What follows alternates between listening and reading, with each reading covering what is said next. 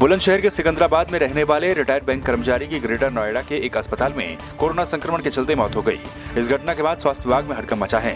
वहीं अब स्वास्थ्य विभाग कोरोना संक्रमित मृतक के मोहल्ले को सील कर घर घर जाकर थर्मल स्क्रीनिंग करने की बात भी कह रहा है। बड़ा सवाल ये भी है कि घर में रहने वाला 71 साल का बैंक कर्मी आखिर कोरोना संक्रमित कैसे हो गया।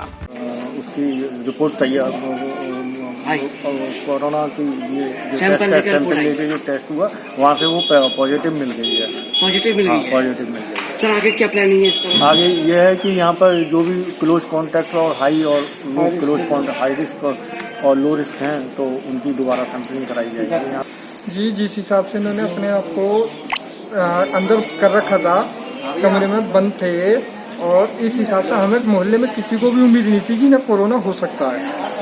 और सबसे ज़्यादा ये अपने आप को सेफ करके रखते थे, मास्क लगा के घर से बाहर न निकलना, जो भी सामान लेना उसको धोना, ये सारी चीज़ें इन्होंने अपने आप को कवर कर रखा था। उत्तर प्रदेश के कौशाम्बी जनपद के सैनी कोतवाली में मिट्टी का टीला ढह जाने से 2 लड़कियों समेत एक महिला मलबे में दब गई। जब तक मलबा हटाकर नीचे दबे लोगों को बाहर निकाला गया तब तक दोनों लड़कियों की दम घुटने से मौत हो चुकी थी, जबकि महिला को सकुशल बाहर निकाल लिया गया। वहीं घटना की सूचना मिलते ही स्थानीय पुलिस और प्रशासन के अधिकारी मौके पर पहुंचे। आजुआ में जो है एक तालाब में जो है 2 लड़कियां जो है अपने घर की पुताई के लिए मिट्टी खोद रही थी, तो उसके तालाब के मलबे से उसके करार से जो मिट्टी गिरने से वो दब गई और उनकी मौत हो गई है।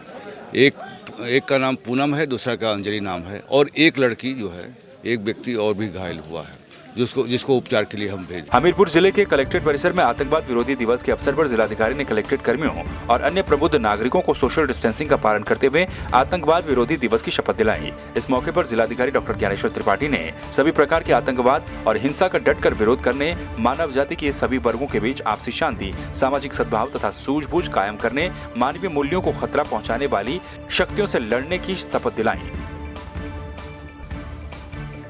बदायूं जनपद के उसुवा थाना क्षेत्र में भाजपा कार्यकर्ता किशनपाल सागर के परिवार को मुख्यमंत्री विवेकाधीन कोष से 5 लाख की राशि स्वीकृत हो गई है। उक्त राशि उनकी पत्नी के खाते में डीपीडी के माध्यम से ट्रांसफर की जाएगी। ये जानकारी क्षेत्रीय विधायक राजीव कुमार सिंह ने दी। आपको बता दें कि 12 मई को बीजेपी अनुसूचित मोर्चा के मंडल अध्यक्ष किशनपाल सागर की पीट कर हत्या कर दी गई थी। हमीरपुर जनपद के कुरारा थाना क्षेत्र के पारा गांव की खदान पर ओवरलोडिंग का खेल रुकने का नाम नहीं ले रहा है। कुछ दिन पूर्व ओवरलोडिंग ट्रक के द्वारा पुलिया टूट जाने की खबर ग्रामीणों तक पहुंची तो ग्रामीणों ने हंगामा शुरू कर दिया था। वहीं ठेकेदारों के द्वारा पुल निर्माण किए जाने की बात कही गई है, लेकिन कार्य का निर्माण ठीक न होते देख ग्रामीणों ने एक बार फिर से हंगामा शुरू कर दिया। ये जो खदान वाले हैं, ये हमारे यहाँ से जो एनआर चलती है, तो एनआर वालों की वजह से हमारा ये पुल टूटा। गांव वालों ने, सब लोगों ने मना किया, इसके बावजूद भी इन लोगों ने गाड़ियों को मना नहीं किया और ये जाके हमारा पुल तोड़ दिया। तोड़ने के बाद में जब गांव वालों ने जाम लगाया तो कह रहे थे हम गोली चलाएंगे, आगे हम तुम्हारे गोली मारेंगे। तब भैया कहाँ तक से आएंगे हम लोग। एसडीएम साहब से मैंने 2-3 बार टेलीफोन में कहा कि आप यहाँ आकर के गांव वालों की समस्याएं निपटाएं, लेकिन प्रशासन आज भी हमारे गांव में दस्तक नहीं दे रहा।